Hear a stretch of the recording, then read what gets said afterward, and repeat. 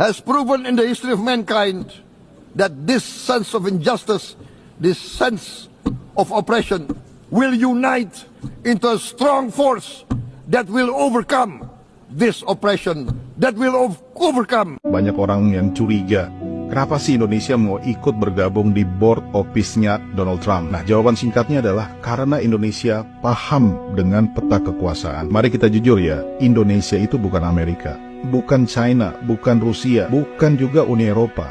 Kalau kamu berpikir Indonesia bisa menekan Israel atau menghentikan perang di Palestina hanya dengan pidato-pidato, demo-demo, kecaman moral, itu bukan geopolitik. Dalam dunia nyata, keputusan itu tidak dibuat di jalanan dengan demo, tapi di meja yang diisi oleh orang-orang kuat. Dan board office itu, kamu suka atau tidak, adalah salah satu meja tersebut. Dan board office itu isinya adalah orang-orang paling berkuasa di muka bumi. Dan Indonesia bisa duduk satu meja di situ. Nah, sekarang poin pentingnya, Indonesia itu tidak masuk buat tunduk. Indonesia masuk untuk mengamankan kepentingan Indonesia sendiri. Nah, apa kepentingan Indonesia? Satu, Indonesia itu ingin terlibat langsung konkret di Palestina. Bukan sekedar teriak-teriak doang, tapi ada benar-benar di negara itu.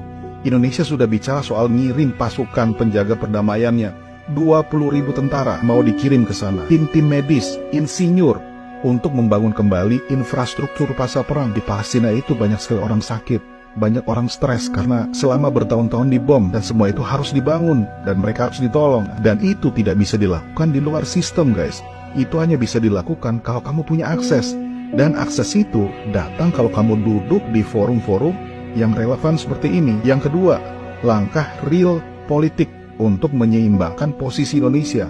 Kamu ingat kan, Indonesia itu udah masuk BRICS loh. Faktanya, kita semua tahu, Amerika itu nggak suka kehilangan pengaruhnya. Dan dia nggak suka saat tahu Indonesia itu masuk ke BRICS. Kalau Indonesianya condong ke satu blok, Indonesia akan jadi target buat ditekan. Dengan masuknya Indonesia ke board office, Indonesia itu ngirim sinyal yang jelas kepada Amerika, kepada Trump. Kami itu tidak anti Amerika, kami tidak anti Barat, karena kami itu main di semua papan. Kami main sama China, kami main sama Rusia, kami main juga sama Amerika. Dan ini bukan licik dalam arti negatif, guys.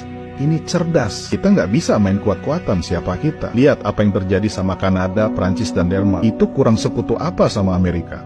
Itu sekutu lama Amerika loh. Itu bisa aja ditekan saat kepentingan mereka tuh berbenturan. Indonesia tidak cukup kuat untuk melawan mereka langsung. Maka opsinya cuma dua. Kamu menghindar dan tidak melakukan apa-apa, atau kamu masuk aja.